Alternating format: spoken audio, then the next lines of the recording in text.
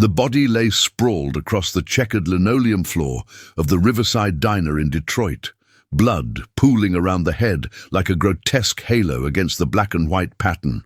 Detective Harriet Langdon stood in the doorway, November rain still dripping from her coat, taking in the scene with the practiced detachment she'd cultivated over 7 years on the force. The victim was Marcus Hoffman, 43, insurance adjuster, married, 2 kids, no criminal record, no enemies anyone knew about, no reason to be dead on a Tuesday morning with 3 bullets in his chest.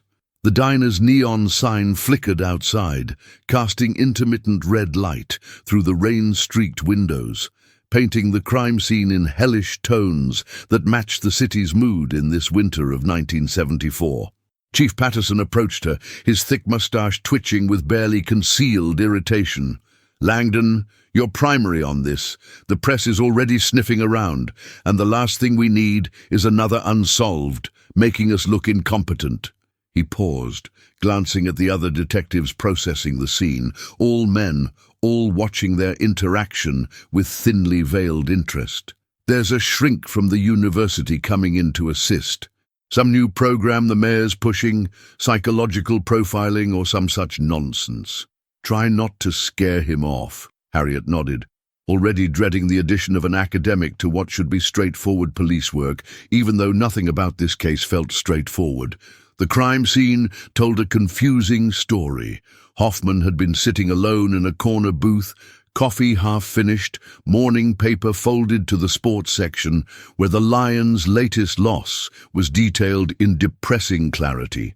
No signs of struggle, no defensive wounds, wallet still in his pocket with $60 cash. The waitress, Maria Santos, found him when she came to refill his coffee. "He was a regular," she said, hands shaking as she lit her 3rd cigarette since Harriet arrived. "Every Tuesday and Thursday, same booth, same order, black coffee, eggs over easy, wheat toast, no butter, never caused trouble, good tipper, barely said 10 words beyond ordering." The mundane details made the violence feel even more senseless. Thomas Reed arrived an hour into the investigation, looking exactly like what Harriet expected from a university psychologist. Tweed jacket with elbow patches, wire-rimmed glasses, notebook clutched like a shield against the real world. He was younger than she'd anticipated, maybe 30, with an earnestness that immediately set her teeth on edge. "Detective Langdon, I'm Dr. Reed. I've been asked to provide psychological consultation on this case."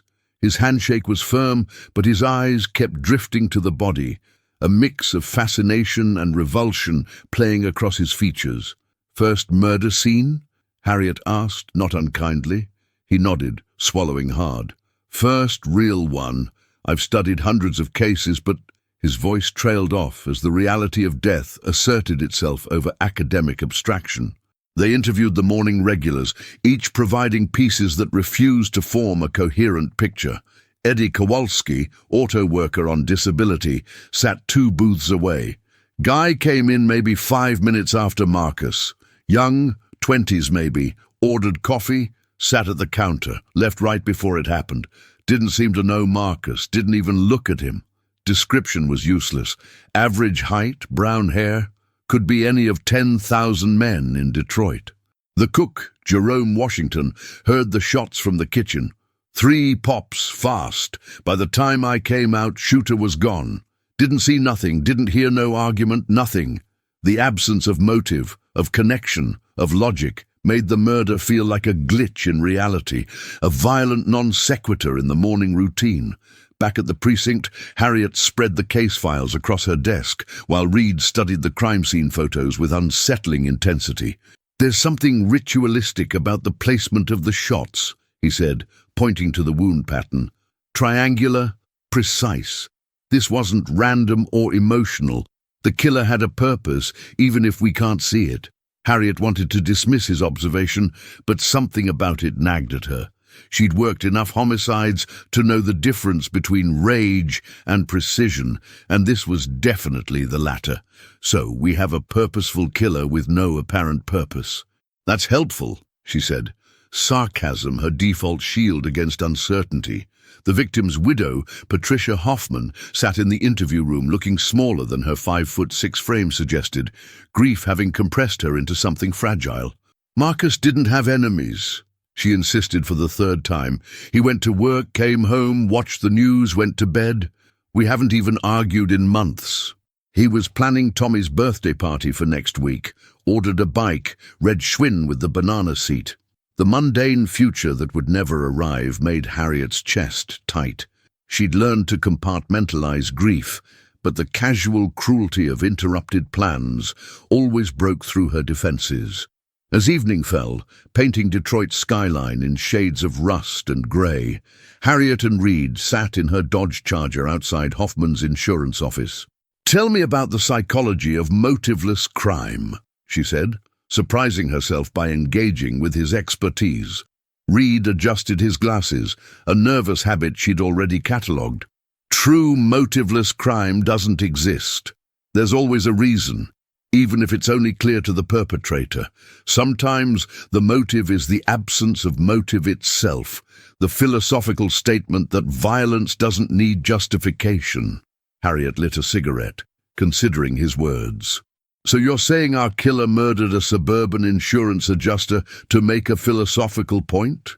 Reed shrugged. "Or the connection is so obscure, so personal, that it might as well not exist for anyone but the killer." That night, Harriet returned to her empty apartment in Corktown, the Irish neighborhood where her father had been a beat cop for 30 years before a heart attack took him at his desk. She poured herself 2 fingers of whiskey, her father's brand, and studied the case file. Marcus Hoffman's face stared back at her from his driver's license photo, unremarkable in every way.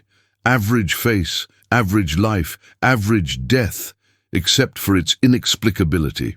She thought about Reed's words, about invisible connections and philosophical violence. In 1974, Detroit, with its racial tensions, economic collapse, and general sense of decay, random violence wasn't unusual. But this didn't feel random. It felt deliberate in its randomness, orchestrated in its chaos. Her phone rang just after midnight. Detective Ray Morrison's voice was tight with exhaustion and something else, maybe fear. "Harriet, we got another one. Different side of town, different victim profile, but same thing. 3 shots, triangular pattern, no connection anyone can find." Harriet closed her eyes, feeling the case shift beneath her like quicksand. "Who?" she asked.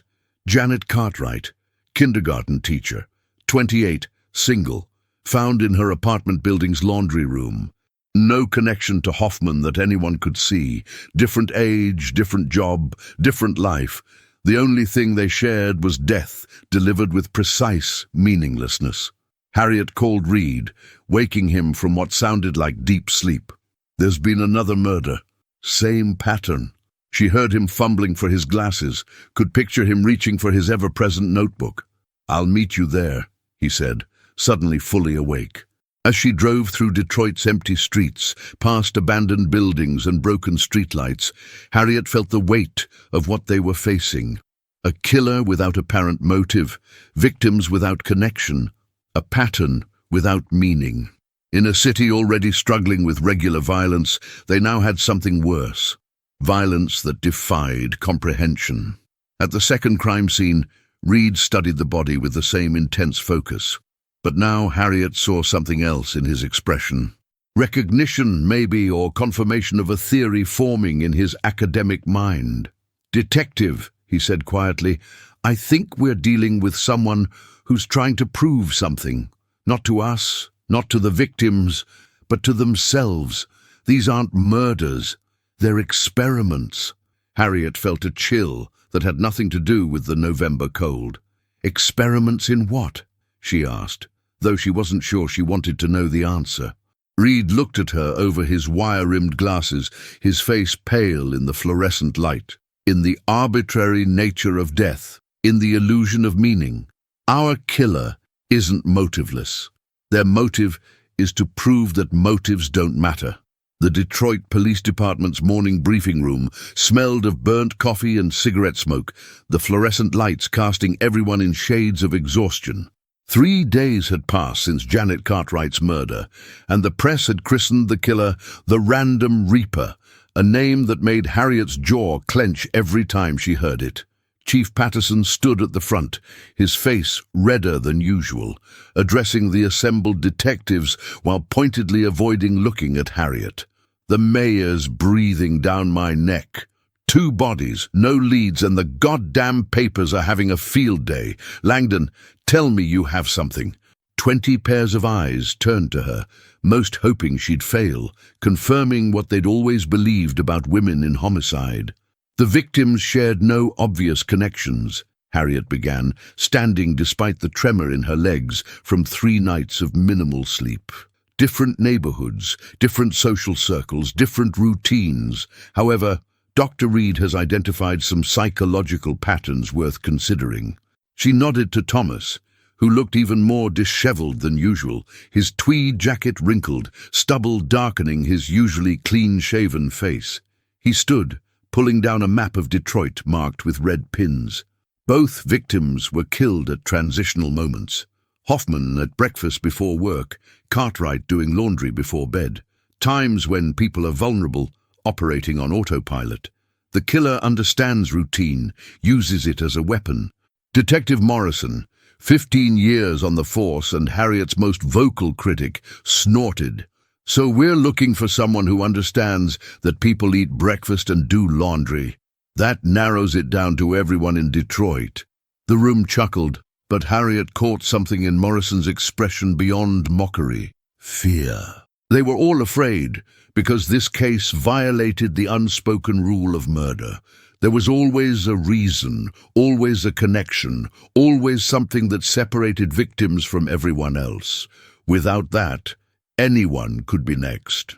After the briefing, Harriet and Reed visited Marcus Hoffman's office, a cramped space in a building that had seen better decades. His desk remained exactly as he'd left it. Coffee ring stains on insurance forms, a photo of his family at Cedar Point Amusement Park, Tommy and Sarah grinning beside a roller coaster. His secretary, Dorothy Chen, a middle-aged woman who'd worked there 12 years, provided unexpected insight. Marcus mentioned something strange about 2 weeks ago, said he felt like someone was watching him. Not following, just watching. He laughed it off, said he was being paranoid, but he started taking different routes to the diner. Harriet exchanged glances with Reed. This was the first indication of anything unusual in Hoffman's routine. They found similar stories when they re-interviewed Janet Cartwright's neighbors. Mrs. Rodriguez from 3B remembered Janet mentioning uncomfortable feelings. She said the laundry room felt different lately, like someone had been there who shouldn't be. But nothing was ever missing or moved, just a feeling. These fragments suggested surveillance, planning, selection based on criteria invisible to everyone but the killer. Reed's notebook filled with observations, patterns, theories that grew increasingly abstract. "The killer is studying normalcy," he said as they sat in a Greek diner near the precinct, avoiding the riverside where Hoffman died. "They're selecting victims who represent ordinary life, then destroying them to prove ordinariness is an illusion." That afternoon, Harriet received a call that changed everything. A man's voice, calm, educated, using a payphone based on the background noise. "Detective Langdon, I believe you're investigating the recent deaths. You're looking for connections that don't exist, imposing meaning where there is none. Check the Detroit Public Library, philosophy section, shelf 164. He hung up before she could respond. Against protocol, she went alone, not wanting to explain, following an anonymous tip that could be nothing or could be the killer reaching out. The library was nearly empty, November rain keeping people away. Shelf 164 held existential philosophy, Sartre, Camus, Nietzsche. Wedged behind the stranger was an envelope with her name written in precise block letters. Inside was a single page, typed on what looked like a university typewriter. "Detective Langdon, You seek patterns because patterns comfort us, tell us the universe has rules. But what if it doesn't? What if Marcus Hoffman died simply because he existed at the wrong moment? What if Janet Cartwright's death meant nothing beyond the cessation of biological functions? You investigate crime, assuming crime requires reason. I act to prove action requires nothing but will. There will be another. Not because of who they are, but because of what their death demonstrates, the arbitrary nature of existence. You cannot prevent what has no cause. No signature, no identifying marks, just words that made her hands shake slightly. She showed the letter to Reed in the privacy of her car, watching his face pale as he read. "This is sophisticated," he said quietly. "Educated, probably graduate-level philosophy or psychology. The references to existentialism, the structured argument. Our killer isn't just random, they're ideologically driven." Harriet lit a cigarette with hands that weren't quite steady. "So, we're dealing with a philosophical serial killer, someone who murders to prove a point about meaninglessness?" Reed nodded slowly. "The most dangerous kind. Traditional killers have triggers, patterns, preferences we can track.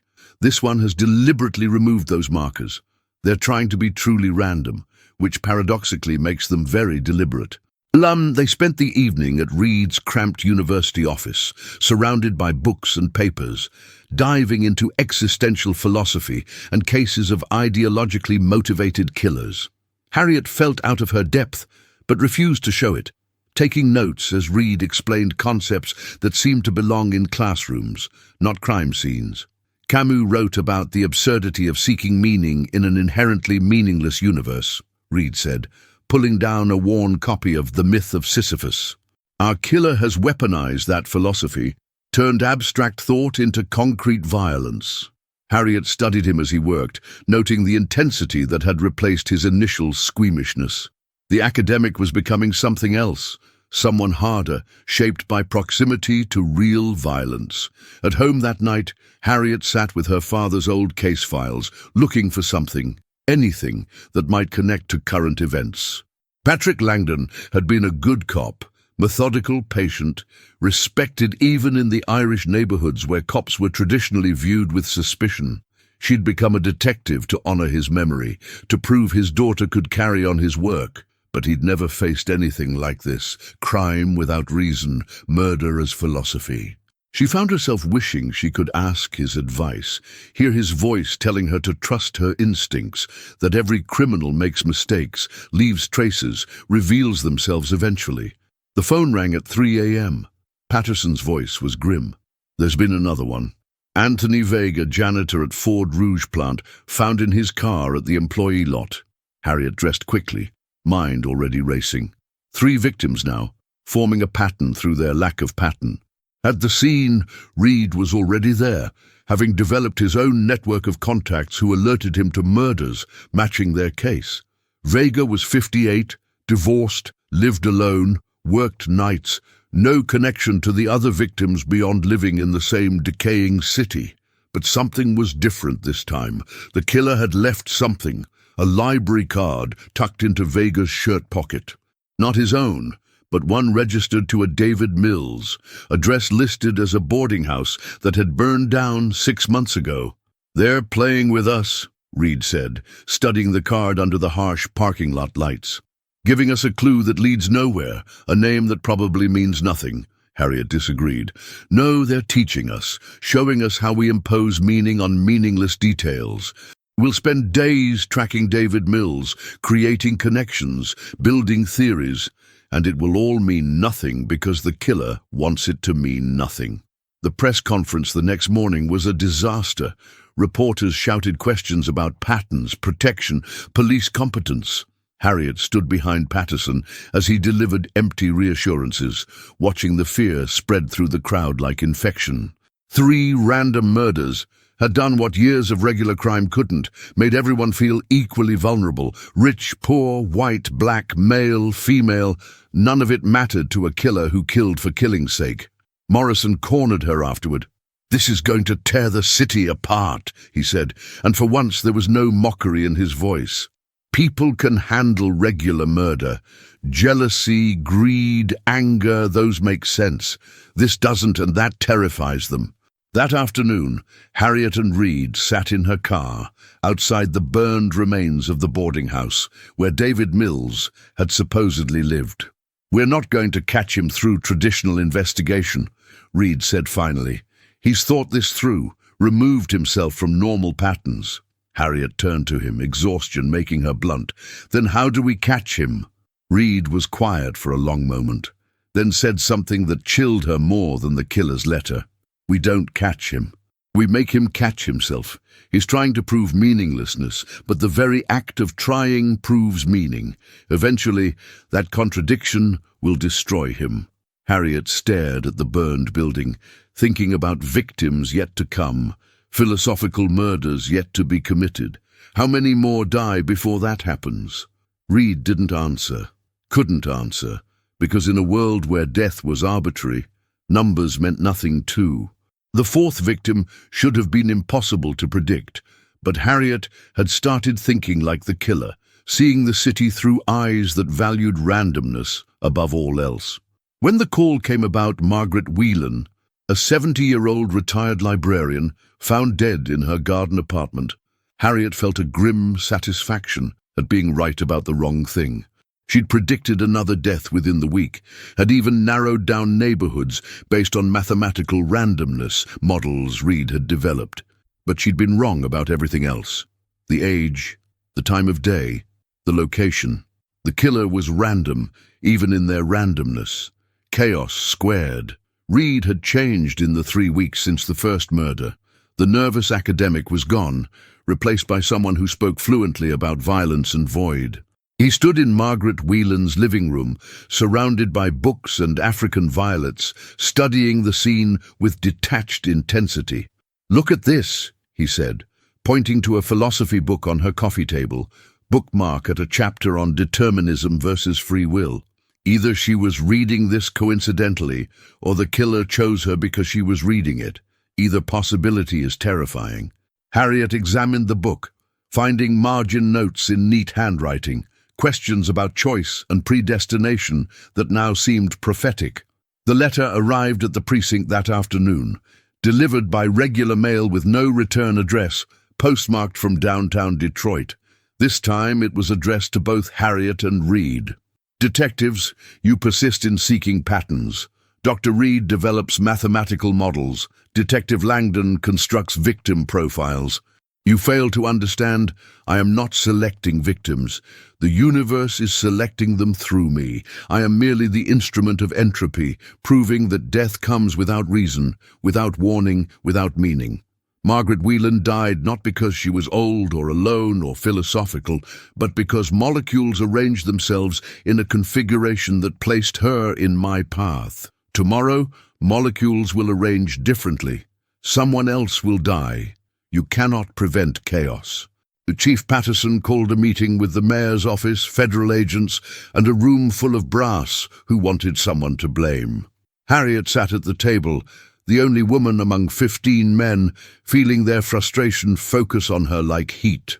4 bodies in 3 weeks, the mayor said, his political future evaporating with each headline. The city's in panic. People are buying guns, staying home, looking at their neighbors with suspicion. We need an arrest. An FBI agent named Carlson, brought in from Quantico, presented a profile that felt worthless. White male, 25-40, educated, possibly academic background, likely history of mental illness. It described 10,000 men in Detroit. After the meeting, Morrison approached Harriet in the hallway. His usual hostility was replaced by something she'd never seen from him. Respect. "You're going to catch this guy," he said quietly. "Not because you're smarter than us, but because you think differently. The rest of us are trying to force this into patterns we understand. You're not." He paused, seeming to struggle with his next words. "My daughter takes the bus to Wayne State. She's terrified. We all are. So catch this bastard, Langdon, please." It was the first time he'd ever said please to her, the first time he'd acknowledged she might be capable of something he wasn't. Reed had been spending 18-hour days at the university library, researching every philosophical murderer in history, looking for precedents that didn't exist. Harriet found him there at midnight, surrounded by towers of books, looking like he hadn't slept in days. "I found something," he said without preamble. "Not about the killer, about the pattern of randomness." He showed her a graph he'd drawn, plotting the murders in space and time. True randomness has a pattern. It's called stochastic resonance. Even chaos has a rhythm. Our killer is trying so hard to be random that they're creating a meta-pattern. They're becoming predictable in their unpredictability. They work through the night, mapping every possible interpretation of randomness, every philosophical approach to meaninglessness.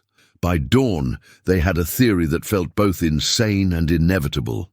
The killer would strike again within 48 hours, would choose a victim that represented another aspect of ordinary life, would act at a time that felt arbitrary, but was actually mathematically determined by their own internal logic of chaos.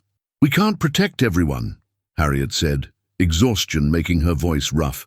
"But we can be everywhere the killer might think is nowhere." The next day brought an unexpected breakthrough from an unexpected source.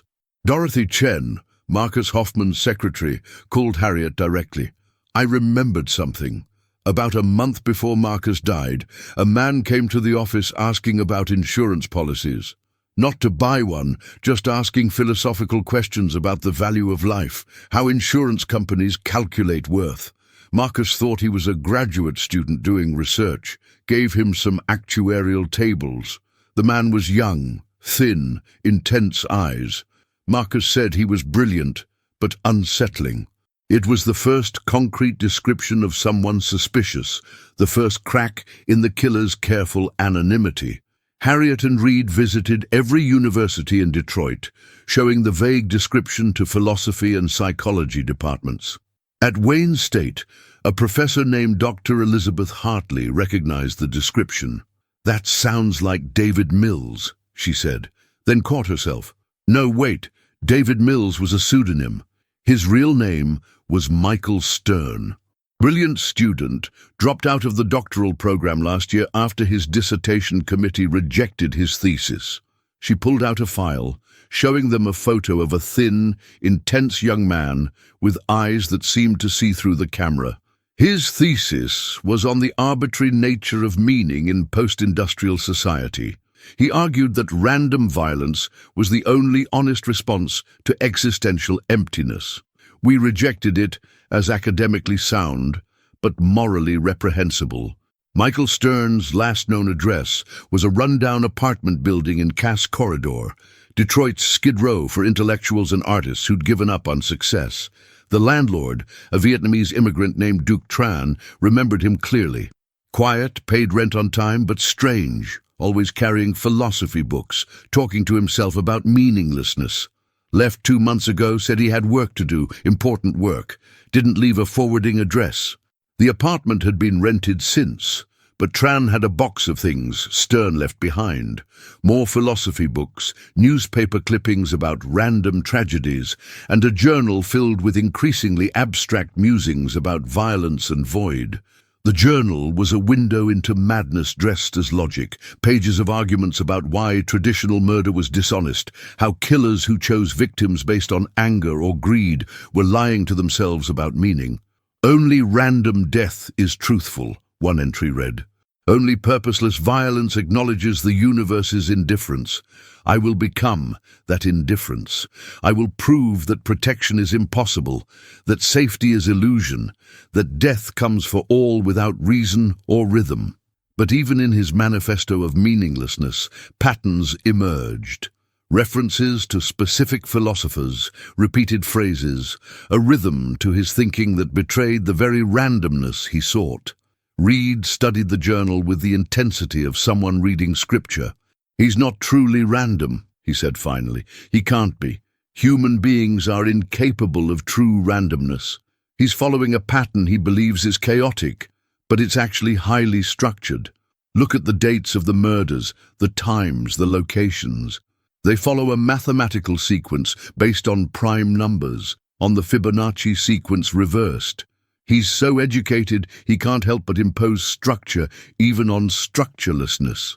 Harriet felt a spark of hope. If the killer was following a pattern he didn't recognize, they could predict his next move. They worked with the department's one computer expert, feeding data into models, looking for the next point in the sequence. The answer came back with uncomfortable clarity. The next murder would happen tomorrow night, between 8 and 10 p.m., in one of 5 possible locations based on the mathematical progression. It wasn't much, but it was more than they'd had. Patterson authorized surveillance teams for all 5 locations, unmarked cars, plainclothes officers, everyone on high alert for a thin young man with intense eyes carrying out philosophy's darkest conclusion. That night, Harriet couldn't sleep. She stood at her window looking out at Detroit's lights, thinking about Michael Stern somewhere in the city, preparing for another meaningless murder. Reed called at 2 a.m., unable to sleep either. "I've been thinking about the contradiction," he said without greeting. "He wants to prove meaninglessness, but the act of proving creates meaning. He's trapped in a logical paradox. Eventually, he'll have to confront that. When he does, he'll either stop killing or escalate beyond anything we've seen." Harriet gripped the phone tighter. "Which do you think?" Reed's silence was answer enough. The trap was set across 5 locations, but Michael Stern walked into none of them. Instead, on that cold Thursday evening in December, he did something that shattered every model, every prediction, every theory Harriet and Reed had constructed. He walked into the Detroit Police Department's headquarters at 7:47 p.m., past the metal detectors that wouldn't be installed for another decade, up to the desk sergeant, and announced in a calm, clear voice, "I'm here to see Detective Harriet Langdon about the murders. I'm responsible." The desk sergeant, a 20-year veteran named O'Brien, later said the young man looked like a graduate student coming to contest a parking ticket, not a serial killer confessing to 4 murders. Harriet was in the surveillance van at location 3 when the call came through. She felt the world tilt, everything they'd planned suddenly irrelevant. Reed was with Team 2, and she could hear his sharp intake of breath over the radio when Patterson relayed the information. "Don't let him leave," she said, already running to her car. "Don't interrogate him, don't process him, just keep him there. He came to us for a reason." The drive back to headquarters took 12 minutes that felt like hours, her mind racing through possibilities, wondering if this was another move in his philosophical game or genuine surrender. Michael Stern sat in interview room 1 looking exactly like his photograph, but somehow less substantial, as if his ideology had consumed his physical presence. He was 27, thin to the point of gauntness, wearing a wrinkled button-down shirt and corduroy pants that had seen better days. His eyes were what Harriet had expected, intelligent, intense, but also something else, empty, not evil, not crazy, just profoundly empty. When she entered with Reed, Stern smiled slightly. "Detective Langdon, Dr. Reed. I've been reading your theories in the papers. You almost understood. Almost." His voice was cultured, calm, terrifyingly reasonable. "Why now?" Harriet asked, forcing herself to sit, to project control she didn't feel. "Why confess?" Stern tilted his head, considering the question like an academic problem. "Because I've proven my point. 4 deaths, no pattern, no motive, no meaning. The city is terrified not of me, but of randomness itself. My work is complete." Reed leaned forward, his notebook forgotten. "But by confessing, you're creating meaning. You're giving the deaths purpose retroactively." Stern's smile widened. "Am I? Or am I proving that even confession is arbitrary? I could have continued forever, but I choose to stop. Not because of guilt or fear or any meaningful reason, just because." The confession that followed was unlike anything in Harriet's experience. Stern detailed each murder with clinical precision, but focused not on the acts themselves, but on their philosophical implications. Marcus Hoffman was perfect because he was imperfect, average in every way, representing the mediocrity that people think keeps them safe. Janet Cartwright taught children, shaping future meaning makers. Her death proved that shaping the future is pointless when the present is arbitrary. Margaret Whelan collected knowledge, surrounded herself with books as if understanding could provide protection. Anthony Vega cleaned up after others, maintained order. Each death was a statement. Insurance can't insure, education can't illuminate, knowledge can't protect, order can't prevent chaos. Patterson watched from behind the one-way mirror with the FBI agents and the mayor's representatives. They wanted Stern to be a monster, someone they could understand through traditional frameworks of evil. Instead, they got a soft-spoken intellectual who spoke about murder like it was a thought experiment that happened to use real bodies. Carlson, the FBI profiler, muttered, "This isn't in any manual. He's not psychotic, not delusional. He knows right from wrong. He just doesn't believe those categories have meaning." "Tell us about David Mills," Harriet said, trying to find something concrete in his abstract confession. Stern laughed, a sound like papers rustling. "A joke. Mills was a character in a story I wrote as an undergraduate, about a man who discovers his entire life is fiction. I used his name for the library card to see if you'd create a real person from a fictional reference. You did, of course.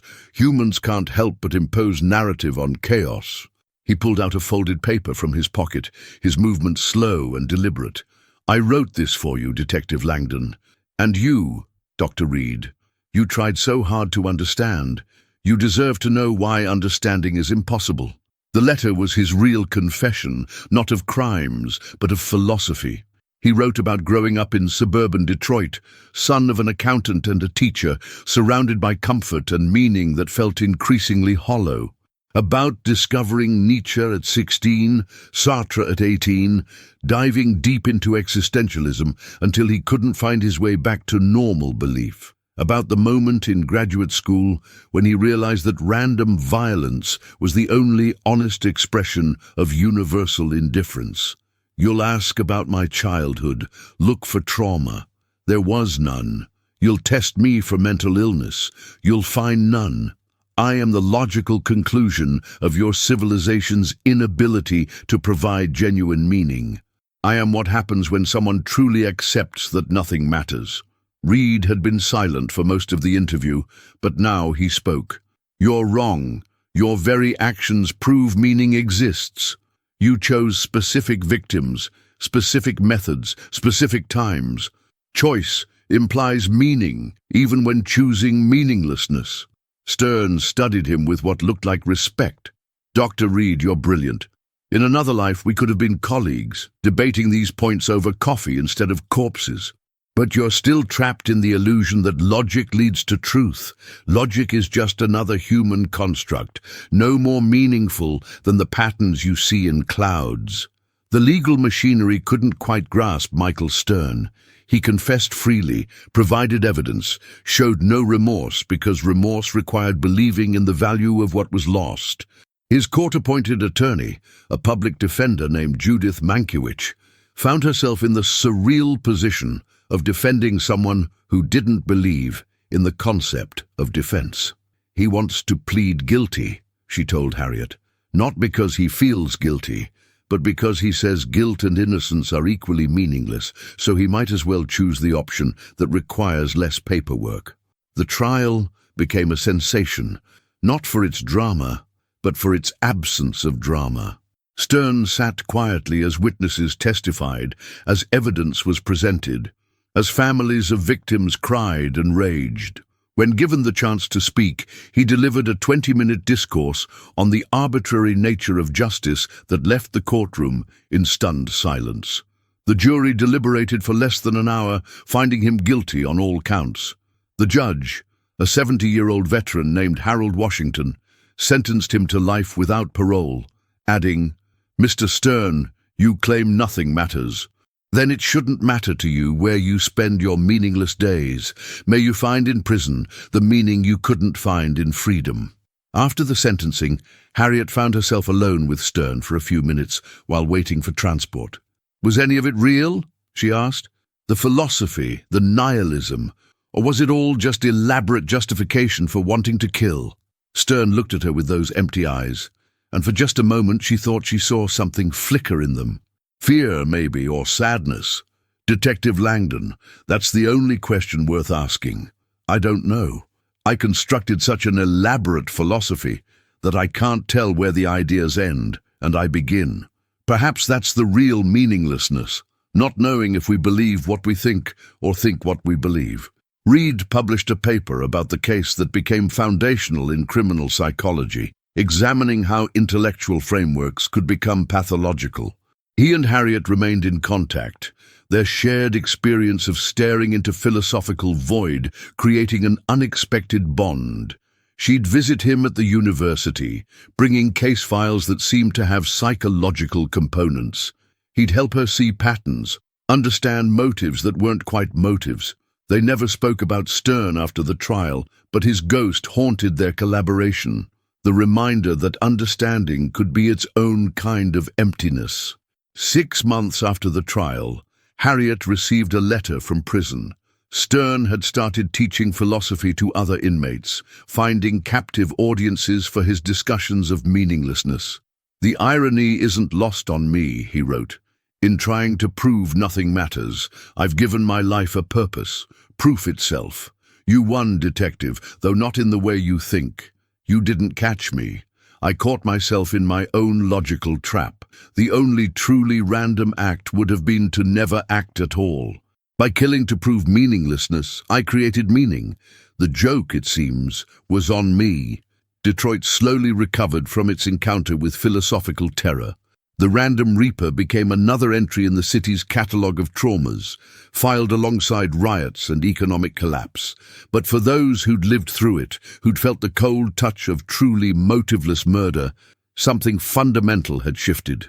The comfortable assumption that crime had reasons, that violence followed patterns, that protection was possible if you were careful enough, all of that was gone. In its place was a harder truth. Sometimes terrible things happened for no reason at all, and the only meaning was what you created in response. Harriet kept Michael Stern's confession letter in her desk drawer, pulling it out occasionally when working difficult cases. It reminded her that the human capacity for rationalization was infinite, that evil could dress itself in any philosophy, that sometimes the absence of motive was the most terrifying motive of all. She'd solved the case, caught the killer, saved lives. But she'd also learned something that changed her forever. In a world where someone could kill for no reason, the reasons we create for living became that much more precious, that much more necessary, that much more defiant against the void. Morrison retired 2 years later, but not before telling Harriet she was the best detective he'd ever worked with, even if it took a philosophical serial killer to make him admit it. Reed became the foremost expert on ideological violence, consulted by law enforcement worldwide. The families of Marcus Hoffman, Janet Cartwright, Margaret Whelan, and Anthony Vega found what peace they could, some in religion, some in each other, some in the simple act of continuing to live in defiance of meaninglessness. And somewhere in a Michigan prison, Michael Stern continued to teach, to write, to think, trapped forever in the paradox of using meaning to deny meaning, a living reminder that the most dangerous criminals are sometimes those who believe in nothing at all.